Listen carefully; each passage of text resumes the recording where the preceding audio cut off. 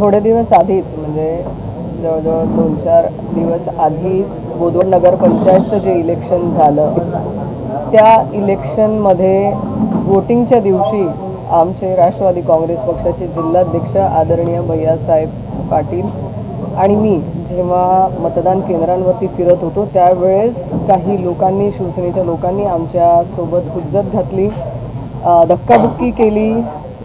त्याच्यानंतर या सगळ्या प्रकाराबाबतीत आम्ही SP साहेबांना निवेदन देखील दिलेलं होतं.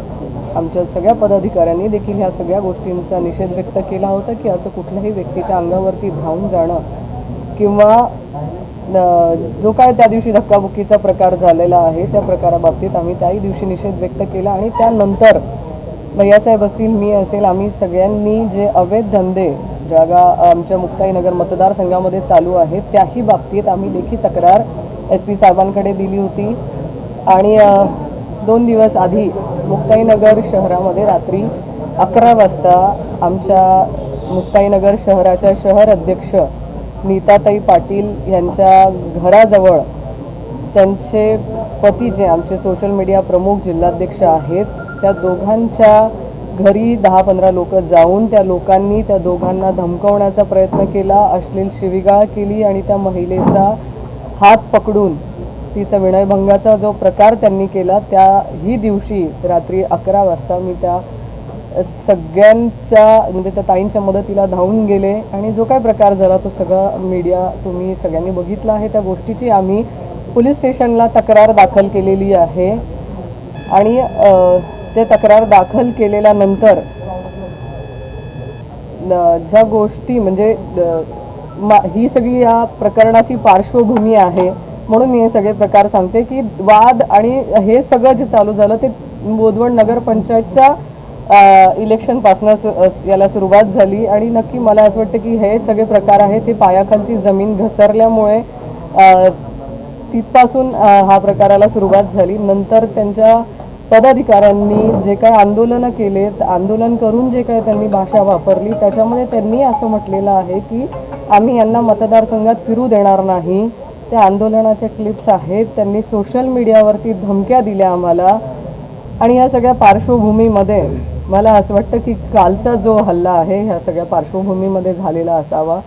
काल मी म्हणजे त्या 31 डिसेंबरला माझे मोठे बंधू स्वर्गीय निखिल भाऊ खडसे यांची जयंती असते आणि दरवर्षी आम्ही या जयंतीनिमित्त सूतगिरणीवरती एकत्र सगळे लोक जमा होतो, त्यांना श्रद्धांजली अर्पण करतो. आणि ह्या सगळ्या पार्श्वभूमीवरती तिथल्या सगळ्या तयारीचा लेखाजोखा घेण्यासाठी आणि तिथल्या त्या कार्यक्रमाची पूर्वतयारी व्यवस्थित झालेली आहे की नाही हे सगळं बघण्यासाठी मी तिथे सूतगिरणीवरती गेले. आणि तिथूनच चांगदेव गाव जवळ आहे त्या चांगदेवमध्ये एक हळद होती आमच्या कार्यकर्त्याकडे, त्यांच्या मुलीची हळद होती, भोई म्हणून त्यांचं नाव आहे. त्यांच्याकडे आपण जाऊन येऊ कारण तिथपर्यंत आलो आहे आपण चांगदेवपर्यंत तर त्यांच्याकडे हळदीला गेलो पाहिजे म्हणून आम्ही तिथे गेलो.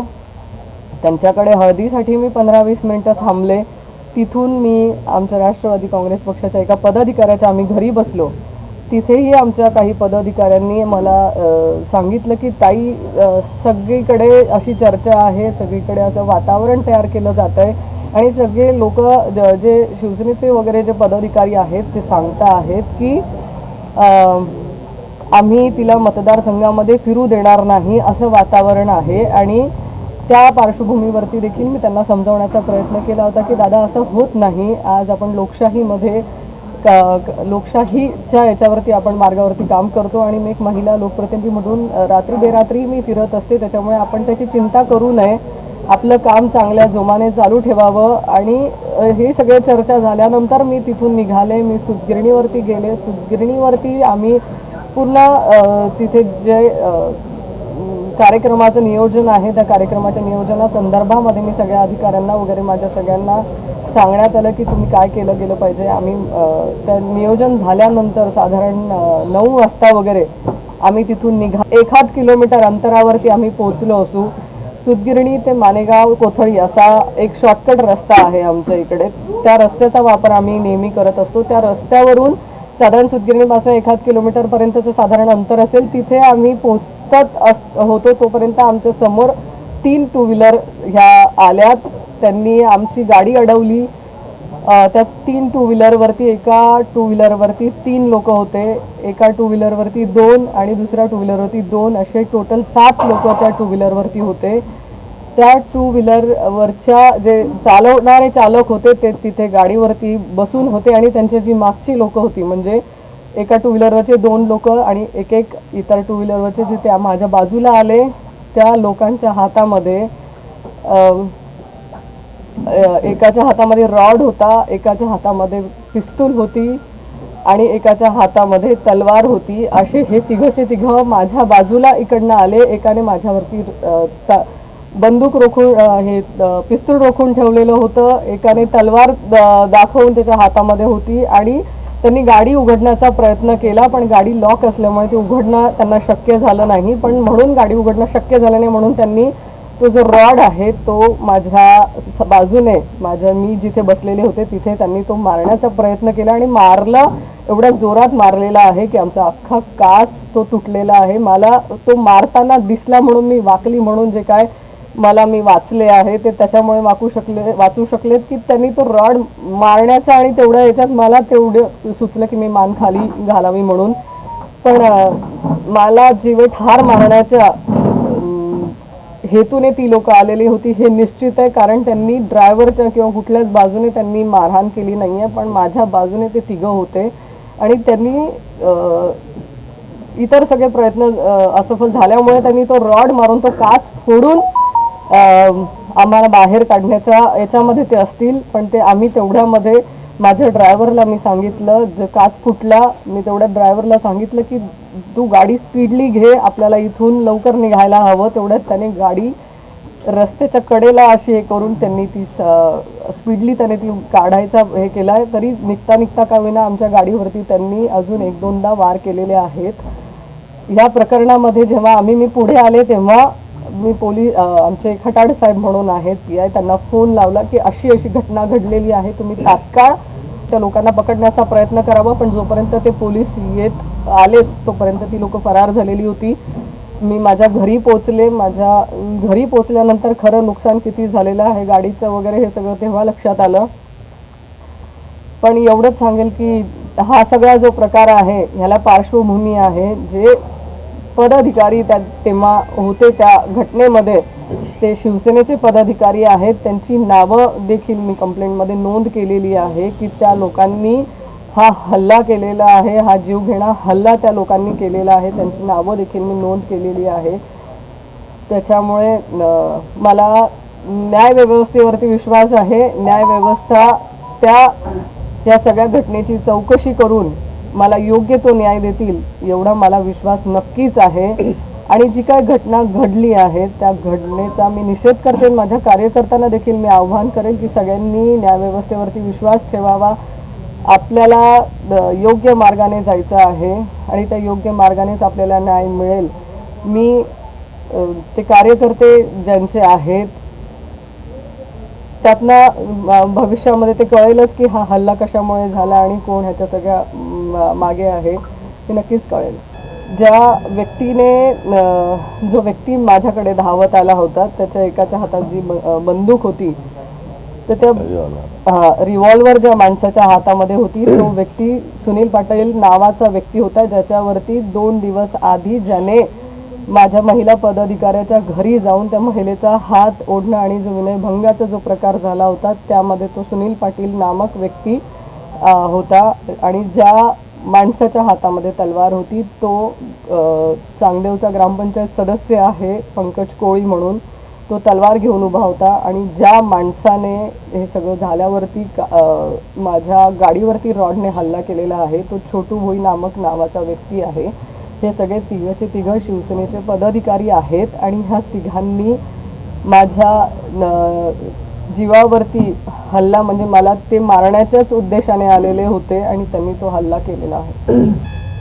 जे काय पदाधिकारी, मला असं वाटतं ह्या सगळ्या गोष्टींमध्ये जे मी काही नावं घेतली आहेत त्या लोकांचे मोबाईलचे कॉल रेकॉर्ड्स चेक करून त्यांच्या या तिघांच्या या सगळ्या करण्याच्या मागे कोण आहे ते नक्कीच समोर येईल. त्यांचे CDR रिपोर्ट वगैरे सगळं काढल्यानंतर मला असं वाटतं ह्या सगळ्यांच्या याच्यामध्ये, ह्या सगळ्या षडयंत्रामध्ये कोण आहे नक्कीच समोर येईल. आणि जे इतर लोक आहेत, या तिघांच्या व्यतिरिक्त जी 4 लोक होती हल्ला करणारी, त्याही लोकांचे मी चेहरे बघितलेले आहेत. ते जर माझ्या समोर आले तर मी त्यांना देखील चेहऱ्याने ओळखू शकते. मला नावं सांगता येणार नाहीत, पण त्यांची चेहरे माझ्या पूर्णपणे लक्षात आहे. आणि ते व्यक्ती समोर आल्यानंतर मी त्यांचे चेहरे देखील ओळखेन.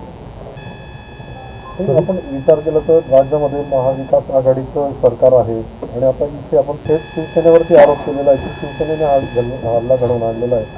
मी शिवसेनेने हल्ला घडवून आणला असं म्हणत नाहीये. ते शिवसेनेचे पदाधिकारी आहेत ज्यांनी माझ्यावरती हल्ला केलेला आहे. आणि बाकी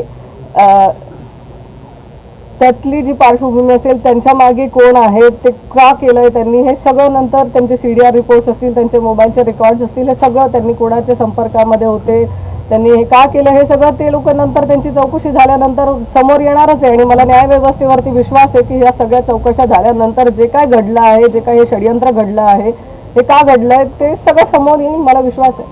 पुढची भूमिका काय असणार आहे? मी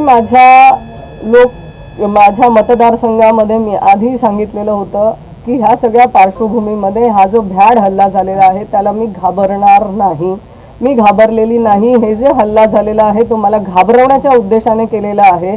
आणि हा जो हल्ला आहे हा मी ज्या माझ्या महिला प्रतिनिधी, म्हणजे माझी जी महिला पदाधिकारी आहे त्या पदाधिकाऱ्याच्या साठी मी लढली, मी एका महिलेसाठी लढली, त्यामुळे हा केलेला आहे. कारण 2 दिवस आधी मी असं सांगितलेलं होतं, जे आमदार महोदयांनी काल विधान भवनामध्ये स्टेटमेंट दिलं होतं की मी त्यांना धमकवलं. तर मी त्यांना धमकवण्याच्या ऐवजी माझं जर तुम्ही स्टेटमेंट बघितलं असेल तर मी स्टेटमेंट दिलेलं आहे की जो कुणी माझ्या महाराष्ट्रातल्या महिलेच्या अंगावरती हात टाकेल, त्या कुठलाही व्यक्ती, तो आमदार असो, तो खासदार असो, का तो कुठल्याही पक्षाचा पदाधिकारी जर असेल आणि तो माझ्या महिलेच्या अंगावरती जर हात टाकत असेल तर त्याला मी चोप दिल्याशिवाय सोडणार नाही. हे माझं वक्तव्य आहे. मी ते आधी सांगितलेलं आहे की जो हात टाकेल महिलांवरती त्याला मी चोप देईल. मी कुठेही असं म्हटलं नाहीये की मी आमदाराला चोप देईल. जो लोकप्रतिनिधी महिलेच्या अंगावरती हात टाकेल त्याला मी चोप देईल. आणि जर माझ्या महिलांवरती असे हात टाकत असताना मी जो लढा घेतलेला आहे किंवा मी जो लढा लढते आहे की माझ्या महिला ज्या पदाधिकारी माझ्या पक्षाच्या माझ्यासोबत काम करतात किंवा महाराष्ट्रामध्ये जर असे प्रकार होत असतील की त्या एखाद्या महिलेच्या साठी आम्ही लढा देताना जर एखादा कुणीतरी आम्हाला धमकवण्याचा प्रयत्न करत असेल किंवा असा भ्याड हल्ला करून आम्हाला घाबरवण्याचा प्रयत्न करत असेल तर मी घाबरणारी नाही. असे 100 हल्ले झाले तरी मी माझ्या महिलांसाठी मी लढत राहणार. आणि हा लढा कायम राहील, कारण हा महिलांच्या अस्मितेचा विषय आहे. महिलांच्या अंगाला हात लावण्याचा अधिकार कुणालाही नाही. आणि त्यासाठी असे 100 हल्ले झाले तरी मी ते सहन करेल, पण मी घाबरणार नाही. कारण मी खोटं करत नाहीये. मी महिलांसाठी लढते. महिलांची अस्मिता महत्त्वाची आहे. आणि महाराष्ट्रामध्ये छत्रपती शिवाजी महाराजांच्या संस्कृती आहे की जिथे महिलांवरती अत्याचार सहन केले जात नाही. तर महाराष्ट्राच्या त्यांच्या विचारावरती चालणारे आम्ही लोक आहोत. नक्कीच जिजाऊ मातांनी जे आम्हाला संस्कार दिले आहेत किंवा जे शिवाजी महाराजांना त्यांनी घडवलं त्यांच्या विचारांवरती आम्ही चालणारे लोक आहेत. त्याच्यामुळे असल्या भ्याड हल्ल्याला मी घाबरणार नाही.